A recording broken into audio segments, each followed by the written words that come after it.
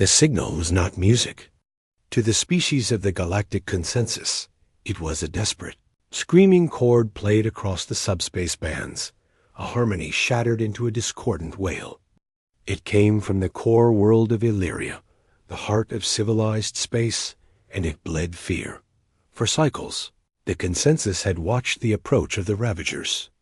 They were a swarm, a hive mind of chitin and hunger that consumed not just resources, but the very essence of life and technology, leaving sterile dust in their wake.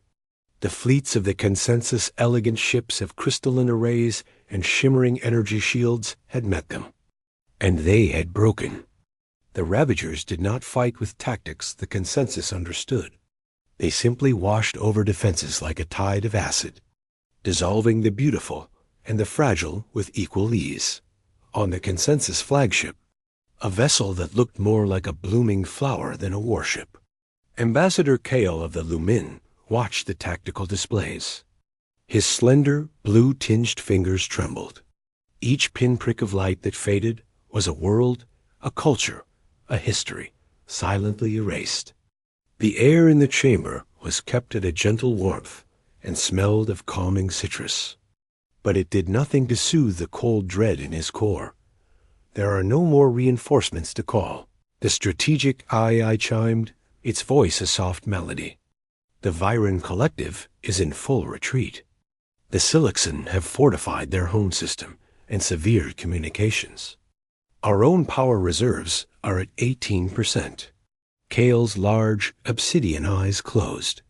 He was a diplomat, a philosopher. He had helped draft the accords of peaceful coexistence. He had no language for this kind of war, but he had one last, terrible duty.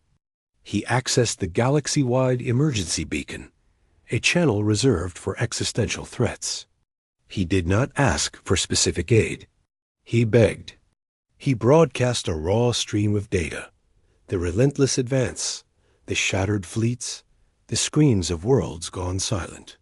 His final psychic impulse plea echoed across known space. To any species who can hear this, who has the strength to stand against the darkness, we beg of you, come to Illyria. Save us. We will give anything, please. The message shot through the void. A final fading cry into the night. It was received, processed, and flagged on a world the consensus had catalogued as XP3774. The graveyard world, and then promptly and deliberately forgotten. On Earth, in a bunker carved deep into the Korean peninsula, Captain Jin sat in a stark briefing room. The air smelled of recycled oxygen and coffee. On the screen before him, the consensus's plea played. It showed the Ravagers' nightmarish, organic shapes moving with a terrible unison purpose. It showed the consensus ships, beautiful and hopeless, dissolving under a greenish haze. Commander Mina stood beside him, her arms crossed. She was younger than Jin, her face sharp and intelligent. She watched the footage not with horror, but with a cold, analytical focus. Energy-based weaponry, she noted, pointing at a Lumin ship's beam. Inefficient against massed biological targets. No kinetic defenses. Their shields are tuned for particle dispersal, not impact resistance. Jin grunted. He was a solid man, his face marked by an old scar that ran from his temple to his jaw, a souvenir from a mining riot on Ceres, where the atmosphere had bled out in minutes. He had seen things that would stop a consensus diplomat's heart. They fight clean, he said, his voice a low rumble. We don't. The door hissed open, and General Park entered, his face grim. The United Terran Command has voted. The motion to respond is passed. Barely. They're afraid, Mina stated. They're sensible, General Park corrected. The consensus has never answered our hails. Our probes. Our offers of communication. In their databases, we are Deathworlders. A cautionary tale. A species that evolved in a perpetual hellscape of hyper-competitive biology, extreme gravity, tectonic violence, and atmospheric poison. We are their monsters. Jin turned away from the screen, his dark eyes meeting the general's. And now the monsters are being asked to save the princess. They didn't ask for us, Mina added quietly. They asked for anyone. They asked for saviors. A long silence hung in the room, broken only by the hum of the life support. Jin looked back at the feed, at Ambassador Kale's final despairing image. He remembered the dust of Ceres, the feeling of suffocation, a fight for every single breath. He remembered the faces of his crew, people like Day and Hana, tough as old roots, who laughed in the face of hard vacuum.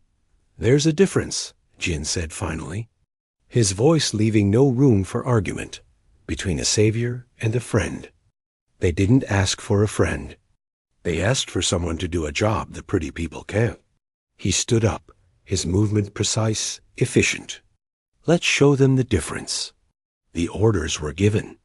The machinery of a species perpetually preparing for its own extinction ground into motion. The Unskwangzito, named for an ancient Korean general, was not a beautiful ship.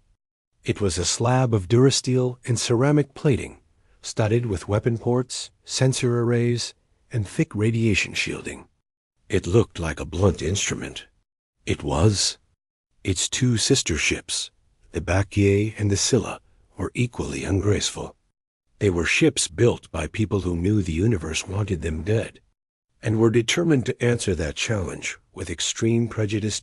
In the docking bay, Sergeant Day checked the seals on his squad's powered armor. He slammed a fist against the chest plate of a young Private Tay, who stumbled but didn't fall. See? It holds. If a Ravager is harder than my fist, we shoot it. If it's softer, we hit it. Simple. Nearby, Medic Hannah packed her field kits. Her hands moved quickly, loading packs with clotting agents, lone knitters, broad-spectrum antivenins, and stimulants that could keep a soldier fighting with injuries that would be instantly mortal to a softer species. She hummed an old folk song, a tune about resilience. On the bridge, Jin took the command chair. It was a solid, functional seat. Mina took her place at the tactical station, her screens already alive with data streams. All systems are green. Gravity drives are primed. The consensus broadcast gives us a clear endpoint, Illyria. Any response to our hail? Jin asked, already knowing the answer. Silence, Mina confirmed. They are either too busy dying, or they saw our ship signatures and decided they preferred the Ravagers. A faint, hard smile touched Jin's lips. Then will be a surprise. Navigation. Plot the jump. Maximum military power. The order echoed through the ship. In the engineering bay, deep in the belly of the Gwanggaeto, the jump drive, a terrifying piece of technology that ripped a hole in space-time through brute force, began to whine, building to a scream that vibrated through the decks. Consensus ships slipped into faster-than-light travel with a shimmer of light. A Terran ship punched its way through with the sound of tearing metal. Jin looked at the view screen, at the familiar, dangerous stars of home. They cried out for saviors, he said, more to himself than anyone. Mina heard him. Her eyes were fixed on the swirling vortex of the jump point forming ahead of them. It looked like a wound in the universe. And the Deathworlders, she finished, her voice steady, are coming to work. Space folded. Reality screamed. The Unsis Guangzito and its sisters vanished from the Terran system, not with a graceful leap, but with a brutal, shoving kick. They were heading towards a beautiful, dying world, armed not with hope, but with the hard-won, brutal lessons of a planet that had tried to kill them every single day of their existence. They were not coming to join a fight. They were coming to end one. The universe tore open with a sound that had no place in the silent void. It was not a shimmer or a graceful slide. It was a thunderclap of stressed physics, a raw, violent rip in the fabric of reality. From the wound, Three shapes emerged, shedding unnatural lightning. They were blocky, angular, and dark. Their hulls were not smooth or crystalline, but scarred and pitted, studded with protruding weapon barrels and slab-like armor plates. They looked less like starships and more like fortresses that had been thrown into the deep black. On the bridge of the Consensus flagship, the luminous tide, the alarm chimes were soft, melodic things. They still sounded desperate. Ambassador Kale, his spirit already frayed to a thread, flinched at the new sensor contact. For a wild, impossible moment, hope surged in his chest. Reinforcements. Another gentle, advanced species had heard the plea. Identify the new arrivals. He called out, his voice thin. The sensor officer, a Viren whose fronds trembled, manipulated the holographic display. The readout scrolled, and the officer made a low, keening sound of pure confusion. Unidentified configuration. Mass. Immense. Energy signatures are chaotic, high yield, and thermal. No resonance shield harmonics detected. They are radiating, like small stars.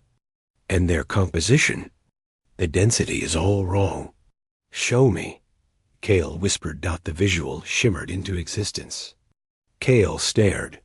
His large eyes took in the brutal, utilitarian lines of the lead ship, the Uns Guangzeto.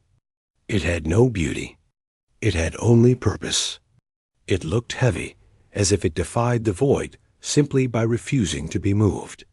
This was not a savior's vessel. This was a thing of blunt force. His hope curdled into a new, deeper dread. The Deathworlders, he breathed. The myth made horrifyingly real.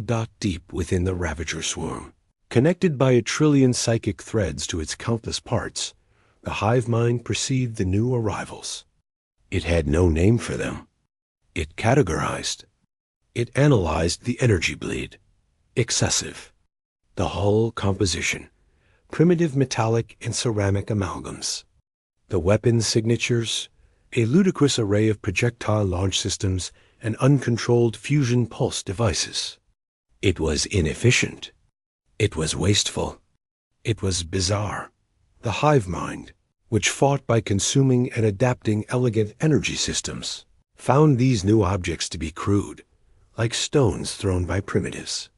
It assigned a minor fraction of its processing power to deal with them, retasking several hundred hunter-killer bioships. They would be absorbed, their strange technology studied for any useful anomaly, and then discarded. The Consensus fleet was in its final, graceful death throes. The Ravager swarm, a shifting cloud of organic nightmares, flowed around the remaining Lumin and Viren ships, their corrosive beams eating away at the shimmering shields.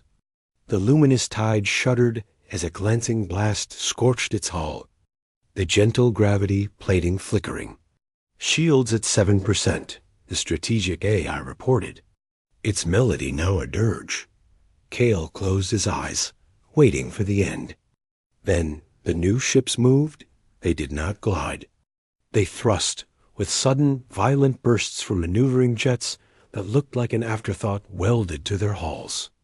They formed a rough, aggressive triangle and plowed forward. Not around the edges of the battle, but directly into its densest heart. A hailing frequency chimed on the luminous tide. It was a raw, uncompressed data burst, lacking the elegant encryption protocols of the Consensus. Kale, his heart hammering, accepted it. The screen resolved into the face of a being. It had 2 eyes, forward-facing, set above a prominent nasal bridge. Its skin was a shade of pale brown, marked by a vicious, faded scar. Its hair was black and cut with brutal efficiency. It wore a dark uniform with no ornamentation. The being spoke. Its voice was a low, grating baritone that seemed to vibrate through the chamber. It used galactic standard, but the pronunciation was flat, hard, devoid of the harmonic subtones that conveyed respect and nuance. Council of Stars, the being said, its expression as still as stone. This is Captain Jin of the United Terran Alliance.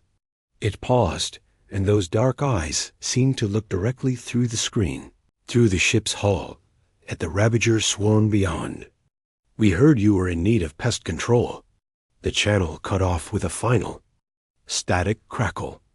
Before Kale could process the words, the meaning, the sheer audacity, the Terran ships opened fire. It was not like consensus warfare. There were no precise, singing beams of light. This was noise. The sides of the Terran ships erupted in flashes of solid light and fire.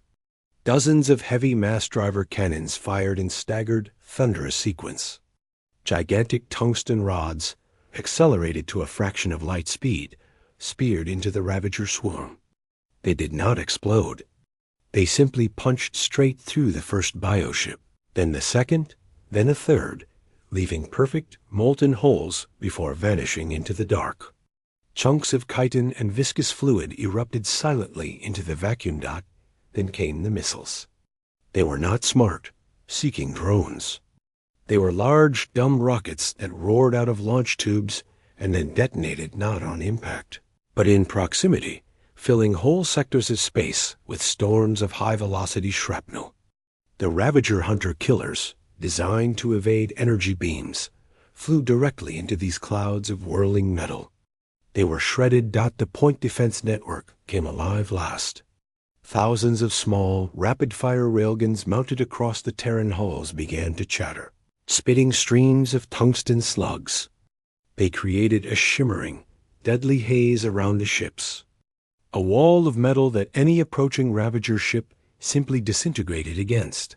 On the bridge of the Guanguero, Commander Mina watched her screens, her fingers dancing over the controls. Her voice was calm, a flat contrast to the orchestra of destruction outside. Swarm pattern is cohesive, centered on the 3 large hive ships. They're using the smaller units as an ablative screen. Standard consensus tactics would focus on thinning the screen. Jin didn't look away from the main viewer, where explosions bloomed in silent, violent flowers. "We don't have standard tactics. Target the gravitational center of the swarm. Ignore the small fry. All forward batteries. Focus on the lead hive ship. Cripple the brain. The body flails." The Guanguito's bow cannons, massive barrels the size of buildings, glowed with a baleful inner light. They fired. The projectiles were not rods, but dense, magnetically contained orbs of plasma. They crossed the distance in a heartbeat and struck the lead, Ravager hive ship, where consensus energy weapons were absorbed or dissipated by the Ravager's organic shielding. The Terran plasma ordnance acted differently. It was not a beam to be dispersed. It was a packet of star-hot matter that splashed on impact. It stuck and burned, eating through layers of chitin and biomechanical tissue in a spreading conflagration. The hive ship shuddered, a psychic scream of pain and surprise echoing through the swarm mind in a frequency only the Ravagers could hear. The hive mind reassessed. Immediately, the crude objects were not crude. They were carriers of a different kind of violence, kinetic, and thermal trauma on a massive, blunt scale. Adaptation was its strength. It began to redirect the swarm, pulling units from the consensus fleet to engulf the 3 Terran ships. It would drown them in numbers, overwhelm their strange, noisy defenses. On the luminous tide, Ambassador Kale watched, his mind unable to reconcile what he was seeing. The beautiful, terrible dance of death had been replaced by a brawl. The Terran ships were like blacksmith's hammers in a room full of crystal sculptures, swinging with no regard for grace, only for breaking what they hit. He felt a horrifying mix of revulsion and a desperate, clawing hope. They were monsters. But they were his monsters now, and they were winning. The Terran ships did not try to avoid the tide of Ravagers now turning toward them. They stopped. Thrusters fired, massive and inelegant, holding the 3 blocky vessels in a fixed position relative to the planet Illyria below. They formed a wall of dark metal between the remaining consensus fleet and the heart of the swarm. Inside the Ravager hive ship, the bioorganic command node pulsed with frantic light.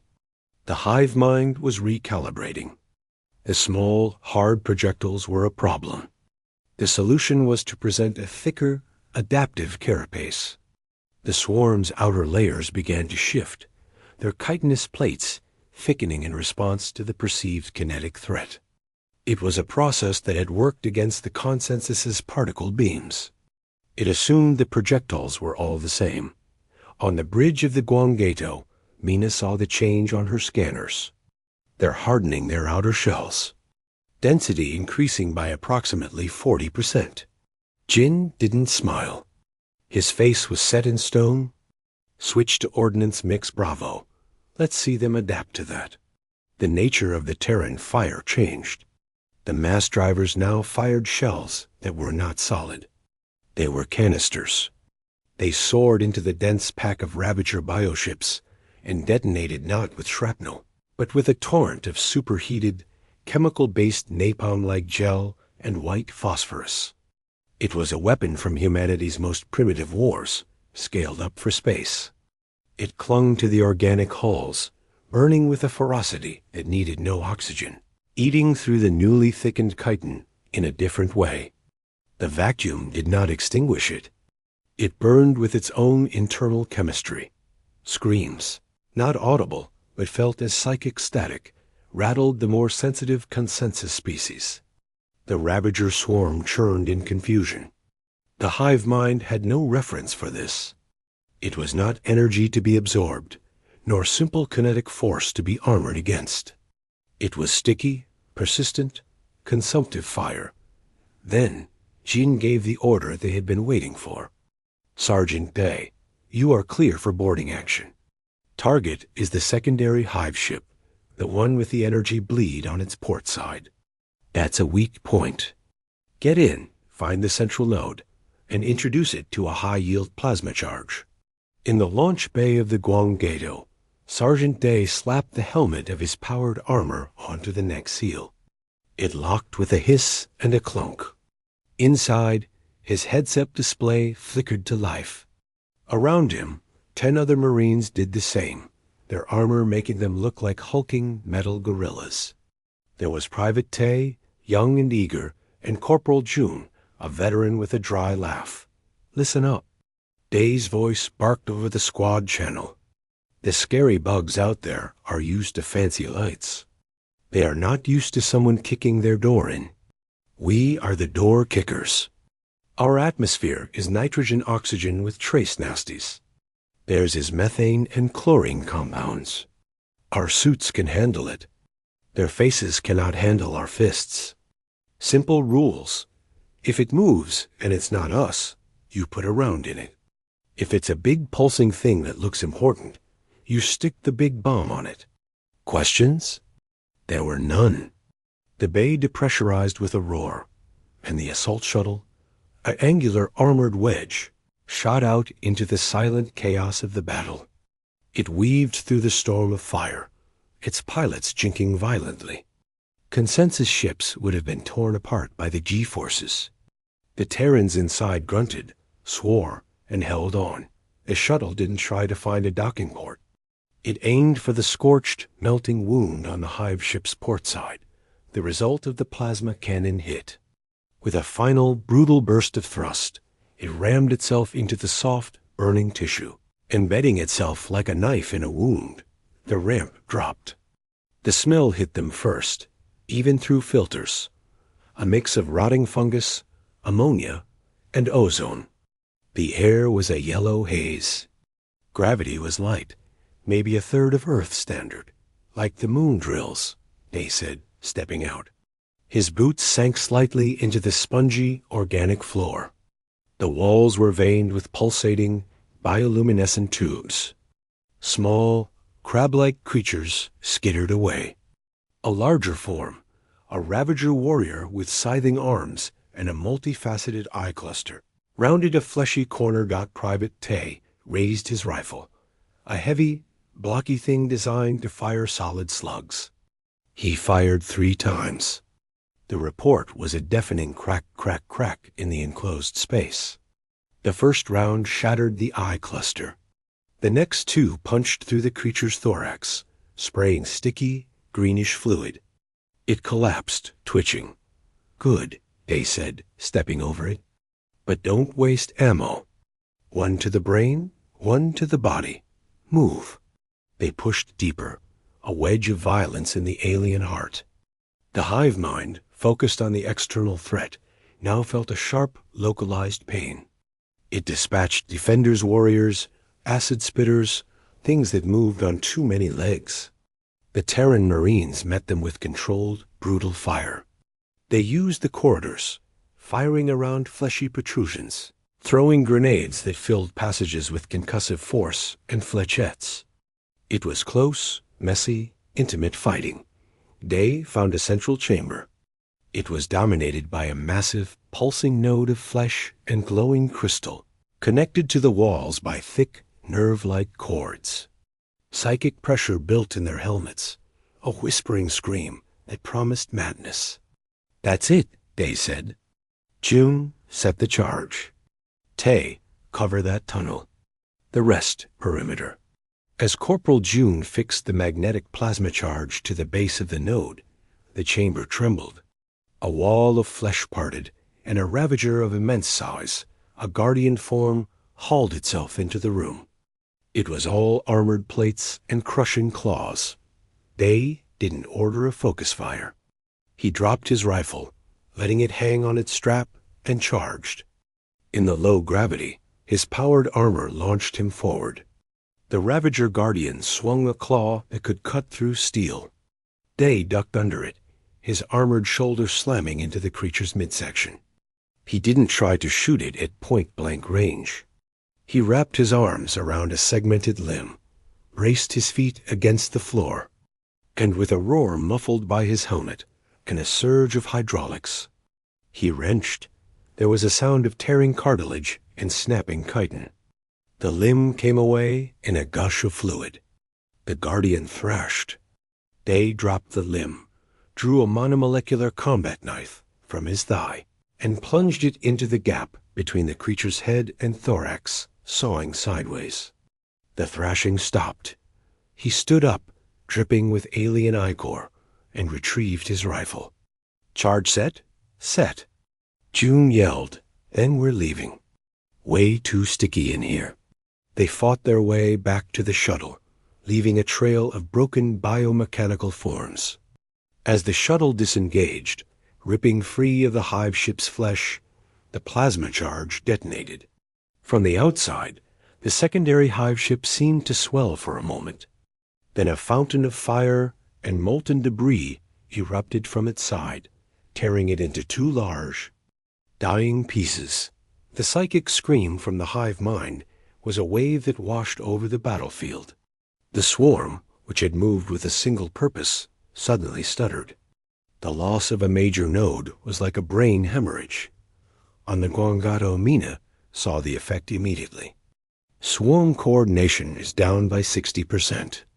They're reacting locally, not as a whole. Jin nodded. Then we break them locally. All ships advance. Pattern hammer. No fancy shots. Just hit the biggest pieces until nothing is moving. The Terran ships, which had been a defensive wall, now became an offensive battering ram.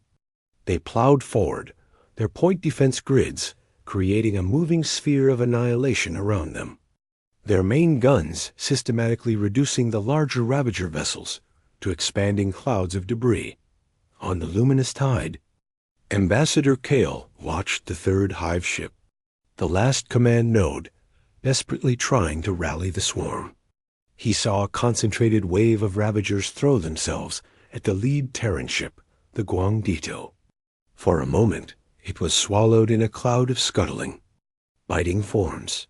Then, from within that cloud, a sustained, blinding eruption of fire from every single weapon port on the ship's surface tore it apart from the inside out. The Guangzito emerged, its armor scarred and smoking, but fundamentally intact, still moving forward. Kale understood then, in his soul, the difference. The consensus built ships to avoid damage. The Deathworlders built ships to survive it. They did not fear the dark, or the void, or the alien. They expected it, and they had come prepared not for a battle, but for a slaughter. One moment, space around Illyria was a storm of fire, noise, and screaming metal. The next, it was a drifting, expanding graveyard. The last Ravager hive ship, its command signals a fading echo, had broken apart under the relentless hammering of the Terran mass drivers. The smaller bioships, devoid of coordinated direction, either fled in blind, random jumps, or floated inert. Their internal processes dead, the 3 Terran ships hung in the void, dark and silent except for the occasional venting of gas or the slow, corrective flicker of a thruster. They were scarred. The Guangito's armor was pitted and blackened in great swaths, and a deep, molten groove ran along one of its flanks where a Ravager corrosive beam had almost burned through. But it held. On the bridge, the air was thick with the smell of ozone, hot metal, and sweat. Alarms had been silenced. The only sounds were the low hum of systems and the quiet reports from the crew. Primary power at 80%. Hull integrity compromised in sectors 7 through 9. But containment is holding, an officer reported. Casualty reports coming in, Mina said, her voice losing its tactical flatness for the first time, showing a hint of tired strain. Baquier reports 12 dead, 24 wounded. Scylla reports 7 dead, 18 wounded. We have 23 dead, 41 wounded. Med Bay is at capacity. Jin absorbed the numbers. Each one was a face, a name. Day's squad had returned, -2. He saw their faces in his mind. He gave a single short nod. It was a heavy price. It was also far less than he had feared. Have Medic Hana triage and prioritize. Use the Scylla's Bay for overflow. Get repair crews on the hull breaches. I want us airtight in 6 hours. He turned to the main viewer. The beautiful, slender forms of the surviving consensus ships drifted, many glowing from internal fires, others looking like wilted flowers. Their delicate sensor arrays were turned toward the Terran vessels. Not in attack. In something like awe and terror. We're being hailed, the communications officer said. From the consensus flagship, it's Ambassador Kale. Jin and Mina exchanged a look. Put him through, Jin said. Ambassador Kale's face appeared. He looked exhausted, his blue skin ashen, his large eyes wide with the confusion of emotions. Behind him, his bridge was dim, lit by emergency lights. Captain Jin, he began, his voice a soft, trembling melody. The Ravager swarm? It is broken. You have saved Illyria. Saved us all. He seemed to struggle for the next words, the correct diplomatic phrases failing him. The consensus owes you a debt that can never be repaid. We would be honored if you would permit a delegation to come aboard your vessel, to extend our gratitude in person. It was a request born of shock and protocol. Jin considered it. He saw the unspoken fear in Kale's eyes. The fear of the monsters they had invited. Permission granted, Jin said, his tone giving nothing away. 1 shuttle. Minimal escort. Our docking bay can accommodate it. Jin out. The channel closed. Mina raised an eyebrow. You're going to let them see the mess? I'm going to let them see the cost, Jin replied, standing up. And I'm going to let them smell it.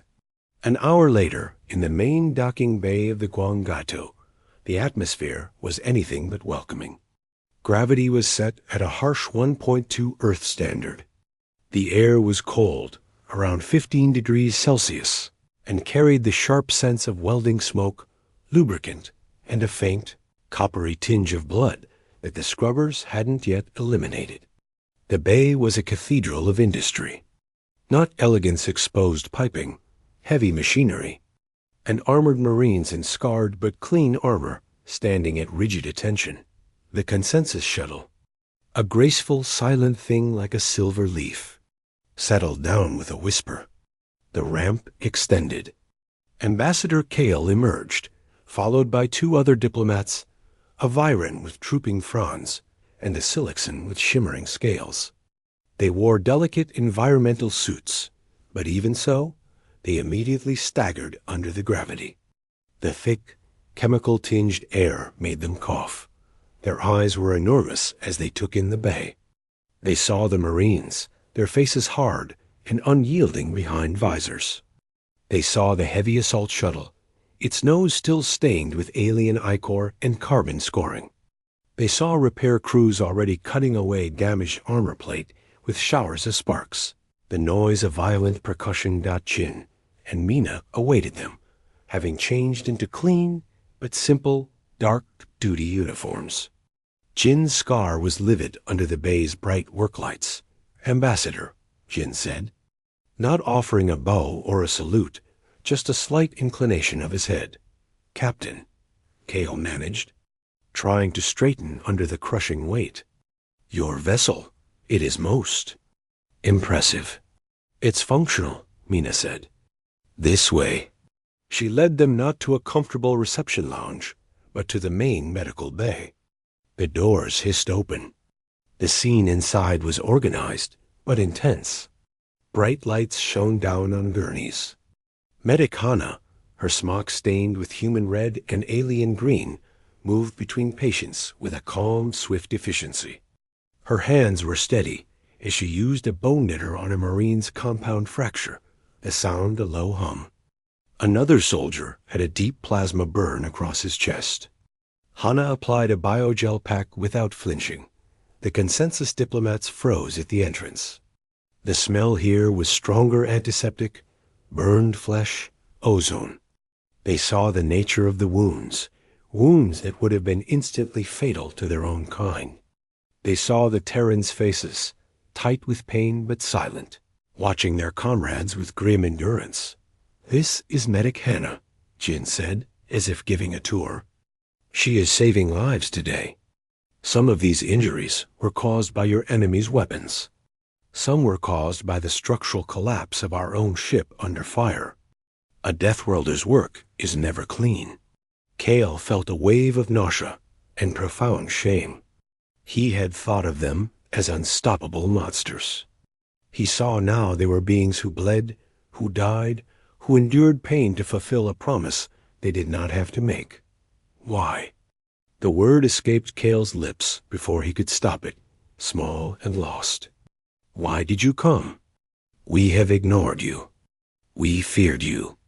We called you names." Jin turned his dark eyes on the ambassador.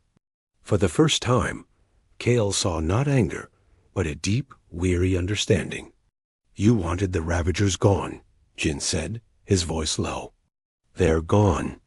On a Deathworld, ambassador, there is no prize for second place. There are only survivors. We are survivors. You called for survivors." Mina added, her gaze cool. "You broadcast a plea to anyone with the strength to help. You did not specify who was worthy. You wanted saviors. You just didn't know what saviors looked like." Hana finished with her patient and looked over, wiping her hands. She gave the diplomats a brief, assessing glance, the way she might look at a new piece of equipment. "Your people's physiology is on file," she said matter-of-factly. "If you need medical assistance while aboard, inform me. Do not ingest any of our food or water. Your systems would reject it as poison." The statement hung in the air, a simple, brutal reminder of their fundamental difference.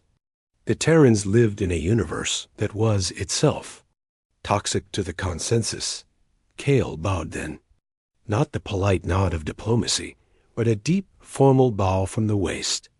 His people's sign of utmost respect and unpayable debt. His companions followed suit, trembling under the gravity. "We misunderstood," Kale said, his voice thick. "We judged the galaxy by our own gentle standards. You have shown us a different kind of strength, a necessary strength. He looked at Jin, then at the wounded in the med bay. The debt remains, but I begin to understand the currency.